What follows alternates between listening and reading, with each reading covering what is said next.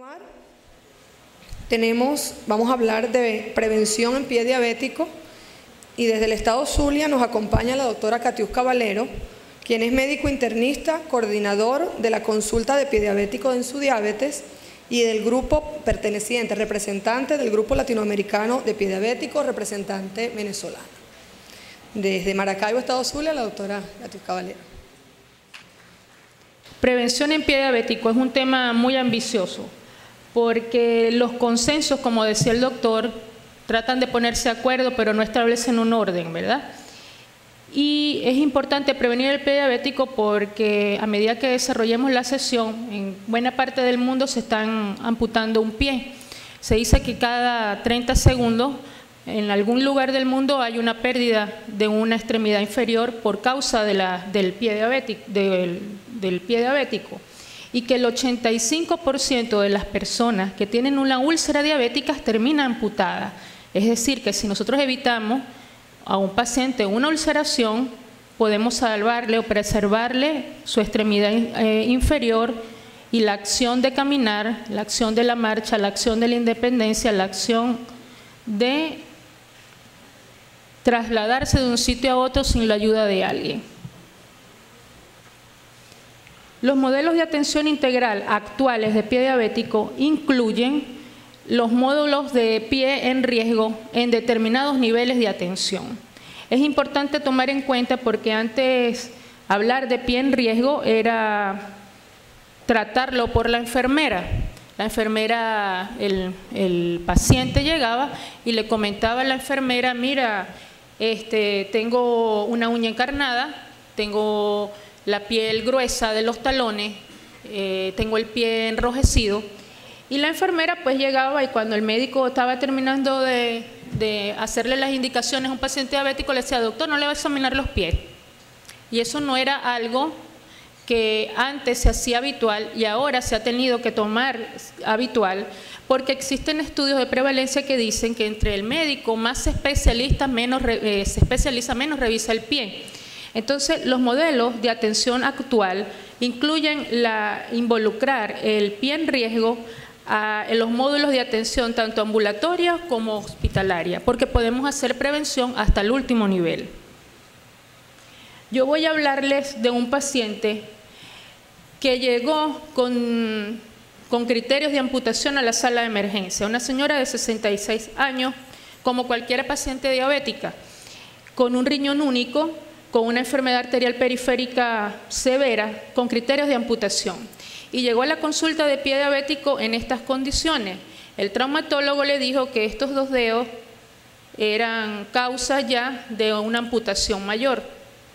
Y en efecto, nosotros llegamos en el servicio, en la consulta de pie diabético al Hospital General del Sur, le hicimos la desarticulación de los dos dedos que tenían el problema, le mejoramos las condiciones integrales del paciente, control metabólico, hipertensión, etcétera. Y la señora no solo perdió la extremidad, sino que salió caminando de la consulta. Entonces, prevenir la amputación, se los dije al principio, la segunda lámina, es a todos los niveles. Y esto incluye este tipo de planteamiento. La educación médica continua, el ejemplo es lo que tenemos hoy. Educación del paciente y cuidador tiene que ser a diario en las consultas. Y luego viene la parte de la intervención médica, diagnóstico y manejo de la polineuropatía, diagnóstico y manejo de la enfermedad arterial periférica, diagnóstico y manejo de la infección, disminuir las zonas de presión plantar, acabar con el mito que el paciente entre más rápido deambule teniendo una úlcera, más rápido se recupera, y no todo eso es cierto. Cuidados especializados en el manejo de úlceras, preparar gente para que maneje adecuadamente las úlceras y prevenir, en caso de una paciente que tenga úlcera previa, una recurrencia posterior. Entonces, en los niveles de educación tenemos que saber que la educación es la piedra angular de la prevención. Hay que educar, educar, educar. Educar al médico, educar a la enfermera, educar al paciente, educar al cuidador. Les traje algunos ejemplos de trabajos, de diversos trabajos donde se involucran diversos pacientes, número ascendente o no de pacientes en diversas partes del mundo y todos los objetivos que se plantearon. Nosotros estamos en este trabajo. Molina es mi enfermera y ella ideó particularmente como enfermera educadora entregar una charla diaria y material educativo a los pacientes que acudían a la consulta del General del Sur de pie diabético. Y el objetivo de ella, sin saberlo, era prevenir la recurrencia. Tenemos 2 años y medio en la consulta de riesgo de pie diabético y tenemos más o menos 60 pacientes involucrados en la consulta. De esos 60 pacientes, solo 2 han regresado a la emergencia, uno por una hiperglicemia y uno por una enfermedad renal. Ninguno ha vuelto a ulcerarse. Entonces, la educación realmente es efectiva. Estos son unos modelos de lo que hacemos en la consulta. Invitamos gente de otras partes a que nos den terapia. Aquí está la nutricionista. El equipo está integrado y vean que la prevención es de todos los pacientes, incluso de los pacientes que ya han perdido una extremidad. La educación médica tiene que ser integral. Este es un grupo, el primer grupo del diplomado de heridas. Este es un diplomado que avaló la Universidad del Zulia, donde las enfermeras de los diferentes centros de salud donde atendían problemas con pie diabético se entrenaron durante 3 meses haciendo un trabajo final donde se le otorgaba un certificado. Y todo esto es para prevenir las posibles amputaciones. Luego adaptamos este mismo programa y lo llevamos al programa que hizo el Grupo Internacional de Pie Diabético y el Grupo Latinoamericano, del cual formo parte. Y entonces este es el primer grupo de la educación médica continua del binomio enfermera-médico de los diferentes centros ambulatorios en el estado Zulia, guiado por el doctor Jorge Bozo del programa endocrino metabólico del estado y con la aprobación de ALAC, y se hizo un curso que duró entre teórico y práctico 3 meses y se está esperando la entrega nada más de los certificados. Todo esto, ¿por qué? Porque tanto el médico como la enfermera tienen que empezar a hacer diagnóstico de esos factores de riesgo que estaban asociados, como por ejemplo la neuropatía diabética. Las personas que están en el curso tienen que aprender a aplicar las herramientas para detectar precozmente la neuropatía. Y las herramientas son básicamente 2. El uso del monofilamento de semen hueste de 10 gramos para la determinación de sensibilidad superficial y el estudio o la evaluación de la sensibilidad profunda utilizando el diapasón de 128 Hz. Pero el grupo latinoamericano lo hizo aún más sencillo. Dijo que la evaluación de la polineuropatía diabética se podía aplicar con 2 modelos de cualquiera de estos, con la aplicación del monofilamento y uno de estos de aquí abajo. ¿Por qué? Porque en muchos países no se cuentan con el diapasón y si contamos con agujas o la presencia de un martillo de reflejo, y en otros países un poco más avanzados con equipos de tecnología más avanzadas, por cierto. Entonces, la sola evaluación de la parte neuropática con el monofilamento de semen hueste o con cualquiera de estos puede hacernos un diagnóstico o una aproximación diagnóstica a la polineuropatía diabética. Con respecto a la enfermedad vascular, los grupos de trabajo mencionan que siempre tenemos que evaluar los pies, mientras estamos hablando con el paciente, los pulsos periféricos, todo desde el femoral hacia abajo, pero aquí nada más observamos la palpación del pedio y del tibial posterior.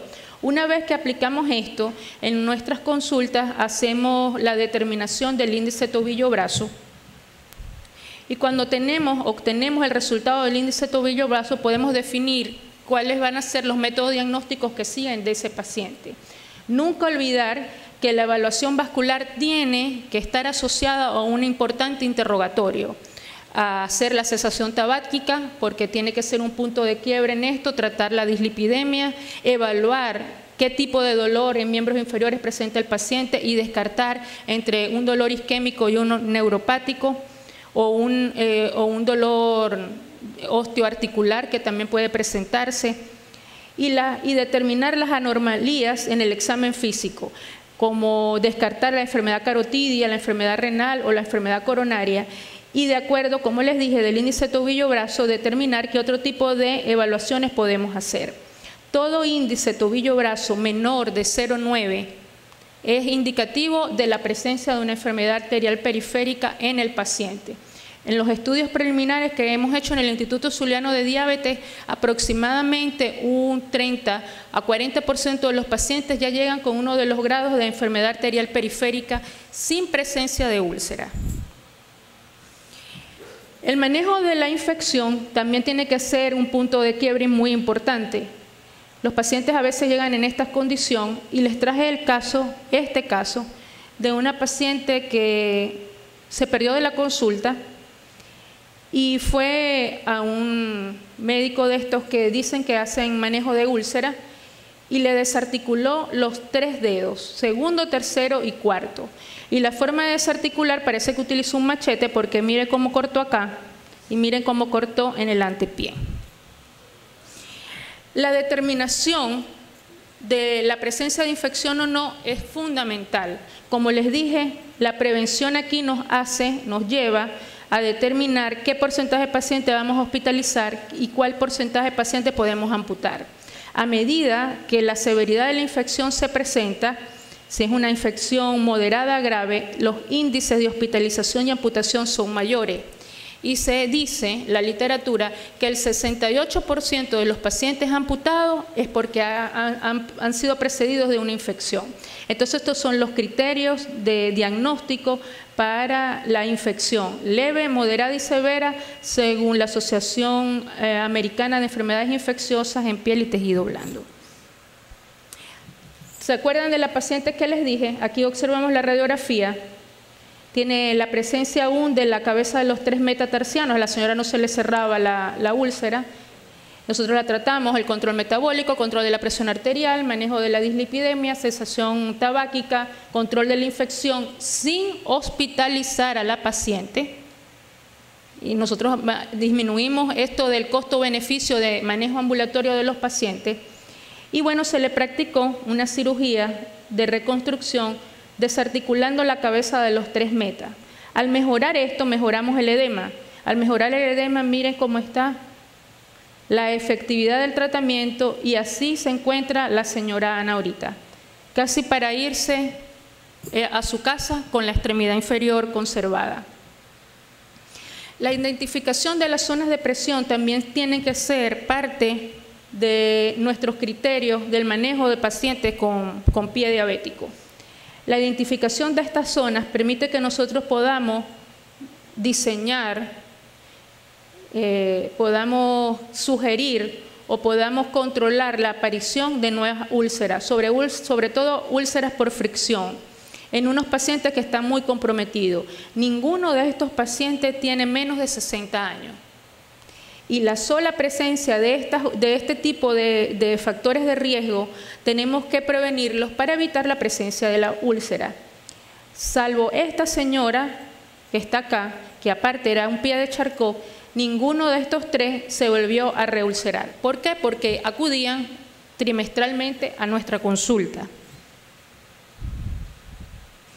Y el manejo ambulatorio incluye a los pacientes de más alto riesgo. Esta es una paciente con un pie de Charcot ulcerado. Observen cómo estaba su resonancia magnética. Había ausencia casi absoluta de los metatarsianos, tanto cabeza como cuerpo de los metatarsianos, fracturada. ¿Y qué le podíamos ofrecer a esta señora que aparte era la cuidadora de sus nietos? Una sola hija, la cuidadora es ella. Cómprese un walker de marcha y empiece a deambular. Miren cómo está esta señora. 9 meses después, la vi hace una semana, permanece sin ulceración. Entonces la prevención se hace a todos los niveles y la prevención de la aparición de úlceras paranasales en el Charcot se puede evitar utilizando estos tipos de dispositivos. Algo más sobre el uso de estos dispositivos. La férula de contacto total disminuye el área de las úlceras una vez que el paciente esté ulcerado hasta en un 92%. Promueve eficazmente la cicatrización y lo importante de esto es que previene la aparición de nuevas úlceras. Un Charcot de otra paciente bilateral. Entonces, yo quiero que ustedes se lleven esta clasificación de riesgo. La clasificación de riesgo que el Grupo Internacional de PIE recomienda y que la Asociación Americana también recomienda. Definir cuál es la categoría de riesgo. Esta categoría de riesgo va a estar dada en la parte 0 cuando no hay presencia de enfermedad arterial periférica, no hay deformidades, no hay polineuropatía. ¿Y qué recomendamos en este paciente? La educación y el autocuidado. Y el seguimiento del paciente diabético con esta condición puede ser anual. Pero una vez que el paciente tenga o la presencia de deformidad o polineuropatía, aparte de esto nosotros podemos incluir la cirugía profiláctica y hacer un control por un médico especialista cada 3 meses. La prevención en los pacientes que tengan enfermedad arterial periférica y neuropatía generalmente se hace ya por un equipo multidisciplinario que incluye la presencia del cirujano vascular, un cirujano vascular que esté sensibilizado con el problema del pie diabético, porque no todos los vasculares son conservadores de pie. Lamento decir eso porque ni tanto vasculares ni tanto ortopedistas son conservadores de pie. Esta reunión de factores hacen que la consulta, nosotros la programemos cada 3 meses, que es lo que generalmente hacemos en el hospital en la consulta de riesgo. Y la definición de un estadio más severo es la sola presencia de úlceras o amputación. Esto sigue un seguimiento por el equipo multidisciplinario y lo que varía es la frecuencia de que este paciente acuda a la consulta. En Latinoamérica, el manejo de unidades de pie diabético pueden arruinar un sistema de salud. Hace como 5 años, nada más una consulta de pie costaba como 70 millones de bolívares. Hoy la gobernación del estado aporta casi 200 millones mensuales, la gobernación del estado Zulia, para el manejo de consulta de riesgo, consulta de preventiva y manejo de la consulta de pie diabético. El paciente debe integrarse a su prevención y la única forma que el paciente y el cuidador se integren es en las campañas que nosotros podemos desarrollar en cada una de nuestras áreas de trabajo. Adestrar al personal de salud tiene que ser nuestra meta y tenemos que tener como lema, como el lema de esta jornada, que la prevención es la herramienta principal para evitar la progresión de la complicación, de cualquiera sea de las complicaciones de la diabetes.